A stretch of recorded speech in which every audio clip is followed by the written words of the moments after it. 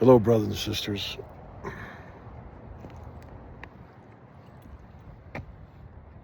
Well, I have found it really difficult to make a video out of respect and certainly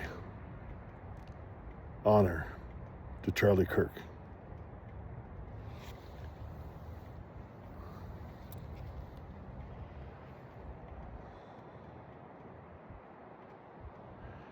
Social media in all of its forms and platforms has been flooded with comments and opinions and interpretations and ideas about Charlie Kirk's death. A young man.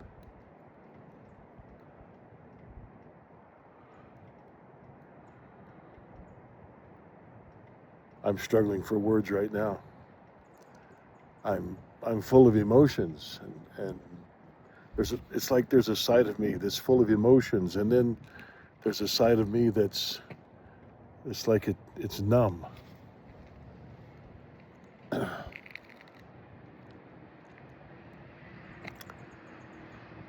one thing for sure, this life, as we know it, has an expiration date. I found my way into this cemetery here in Flagstaff, Arizona, to make this video. And of course, when you walk into a cemetery, death is all around you. The finality stamped on these stones, some many, many years old and some fresh, but stamped on these stones gives an expiration date. Look here, 1884 to 1944.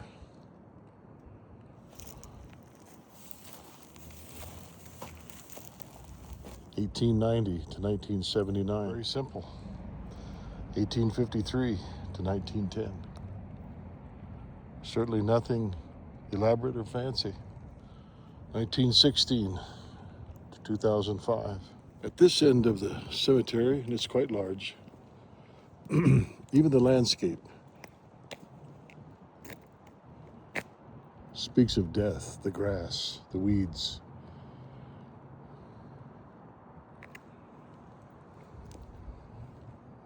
But if you look down this little road a little ways, you'll see that man has brought life into that section down there with what appears to be very green grass. But still, scattered among that landscape of green grass are gravestones. There's nothing pretty about it. It's a tree. It looks like it has a lot of life. But look at the dead branches. Signs of death.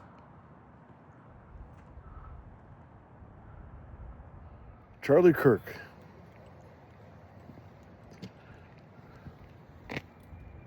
He's gone now.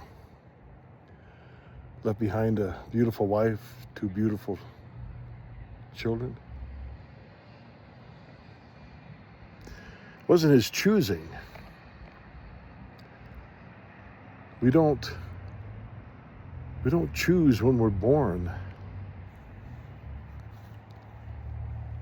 And we really don't choose when we die. Unless it's by suicide, where someone just crosses that invisible line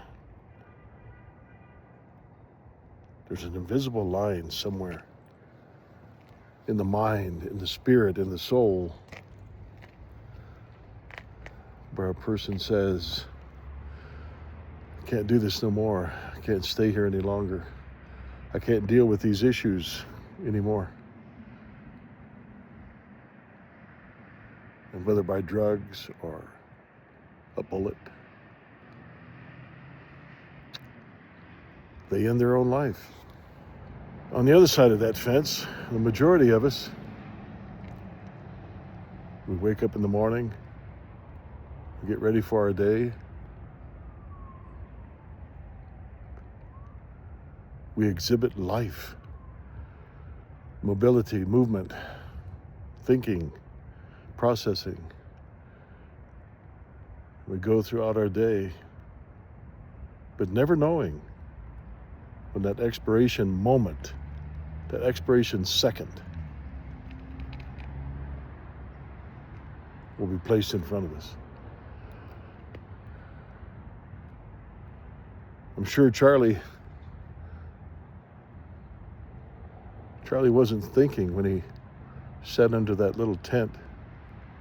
He wasn't thinking, well, this is my last day.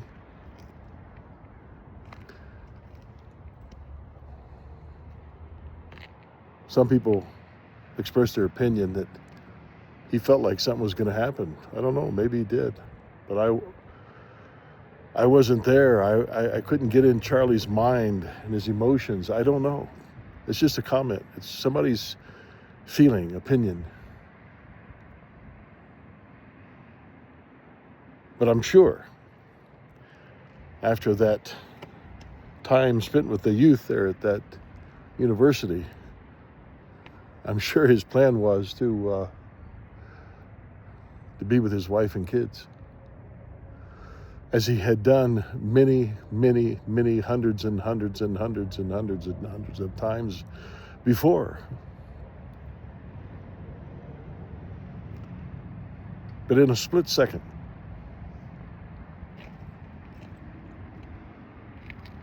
he met his expiration date. I don't know how many times I've watched that video clip.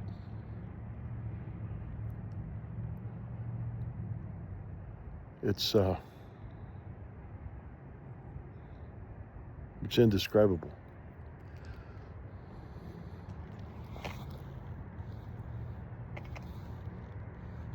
He reaches down, picks up the microphone to answer that young person's question. A shot rings out.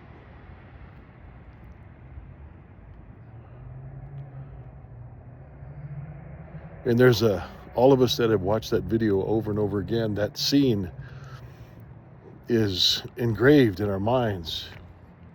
You can't unsee it. The shot rings out, and we see him jerk to the left as he falls from his seat, blood gushing out. And I knew, even though they rushed him out of there, got him to the hospital, and I'm sure the doctors did everything they could, but there was no way hitting that jugular vein and probably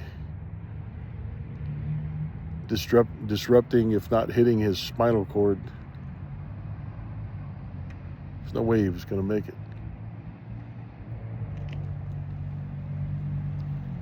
And this video isn't to try to decipher and interpret and give my, what would certainly be a frivolous opinion of everything that happened, why it happened, how it happened. I'm not going to do that in this video. There's plenty of that stuff out there you can watch. One thing we know, and everybody agrees on, a bullet hit him in the neck. He died. A sniper's bullet hit him in the neck. He died. No one can disagree with that. That's not a matter of opinion or interpretation. We saw it. We heard the shot. We saw him jerk. We saw the blood. He died.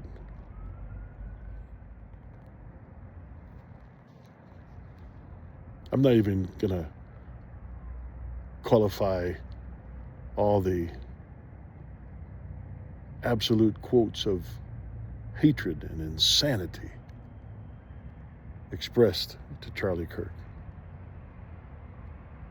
I'm not going to spend time on that. I'm not going to give that any time at all. You want to read that garbage? Go for it. Charlie Kirk was the finest representation of America, the true America. The finest representation, the voice. Even more so than presidents and vice presidents, senators, Congress people.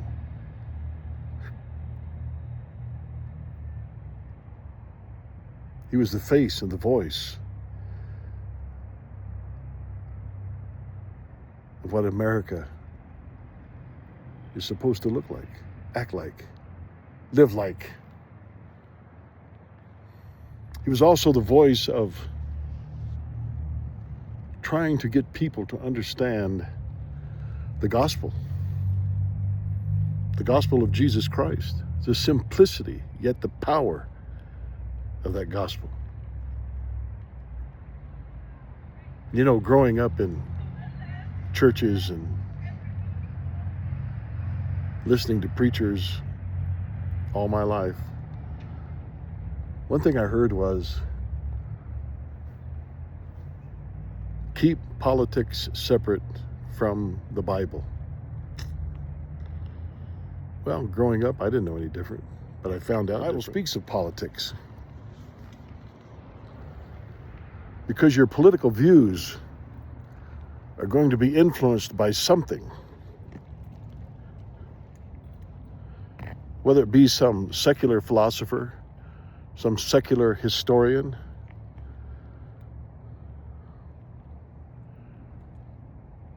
maybe an atheist, agnostic, maybe some denominational church teaching. Your political views are going to be influenced by those elements. Well, Charlie's was influenced, his political views were influenced by the scripture.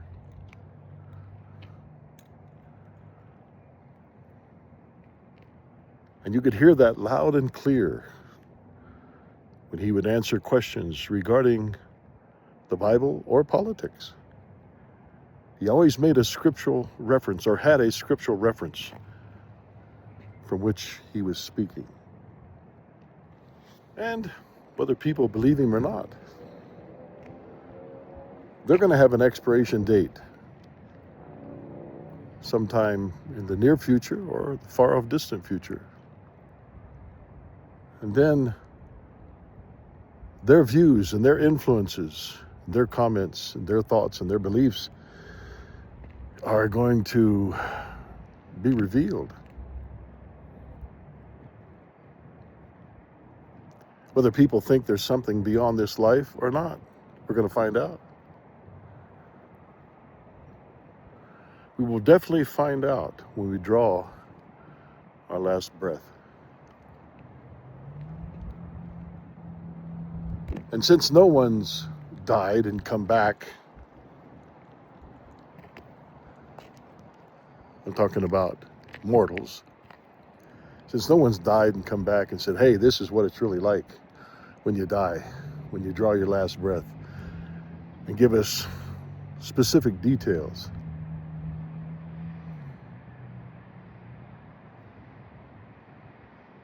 Then we're really not qualified to give our opinion and our theology or our political view or our secular philosophy. There's only one person in recorded history that ever died went beyond this veil of time and come back and told us what it's like. But then, even he, speaking of Jesus Christ here, even he was vague.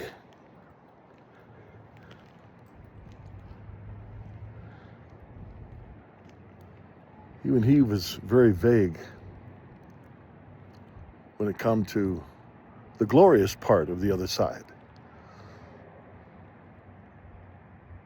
But he was very specific when he spoke about the devil, demons, deception, hypocrisy. And we have examples all through the scripture. Jesus said to his disciples, he said, I go to prepare you a place, that where I am, you might be also. You might be also.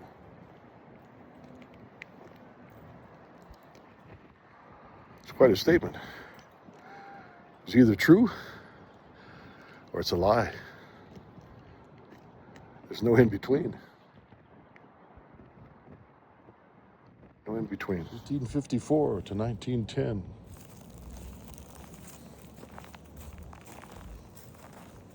1873 to 1888.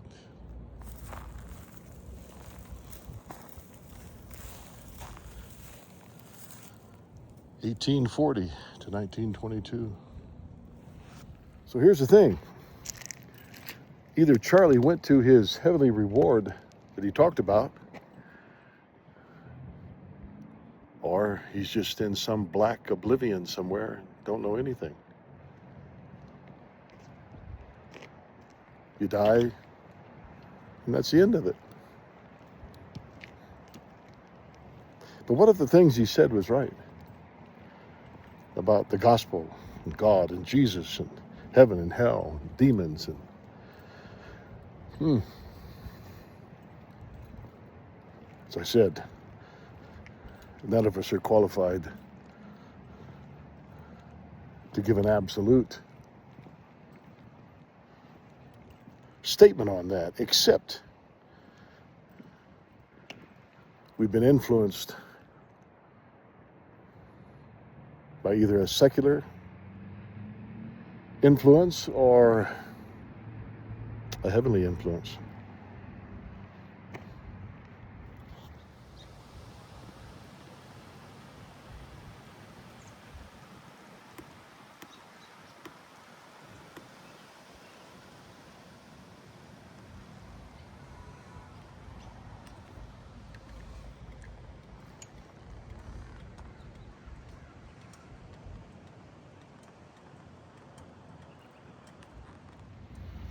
In the scriptures,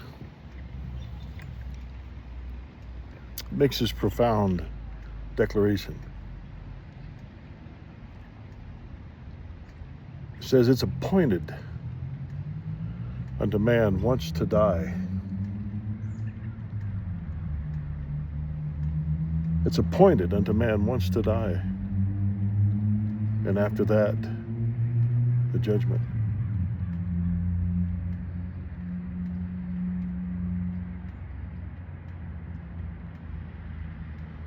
Now, whether we believe that or not, as far as the second part, we know the first part is true. You can't skip over that. You can't deny that. It's appointed unto man once to die. Everybody dies.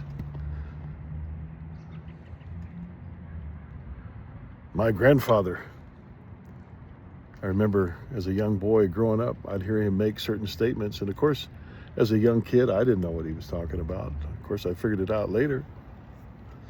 He'd say stuff like this. He'd say, boy, you'll never get out of this world alive. Or he'd say, what's the other one he would say? He'd say, you never get out of this world alive, or, yeah, he'd say, you're going to live till you die, boy. It's true. My grandfather died back in September 1996. I remember I was in the state of Delaware when I got the phone call, 7 o'clock in the morning, from my mother. She told me he'd passed away, 77 years old. He was confronted with his expiration date. My grandmother died 2 years later, almost to the same day, just a few days apart. She met her expiration date. My biological father, that I never knew, never got a chance to meet him because he died 2 months before I was born in a car crash. 22 years old. He met his expiration date. Mine's out here somewhere. Yours is out here somewhere. But in reference to Charlie Kirk,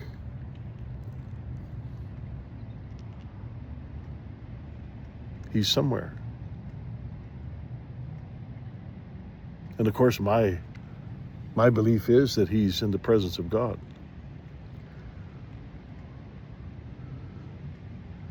He fought a good fight. He finished his course.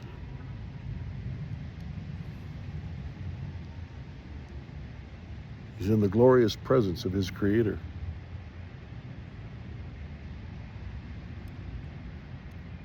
So this video is for respecting and honoring the life, the work, the sacrifice, the dedication, the commitment of Charlie Kirk. Never met him. But if you have any decency, any humanity, any level of compassion, empathy, sympathy, if you have a heart, you can't help but feel. I can't anyway. I'll speak for myself. I can't help but feel that he was my brother. And I'll see him again one of these days.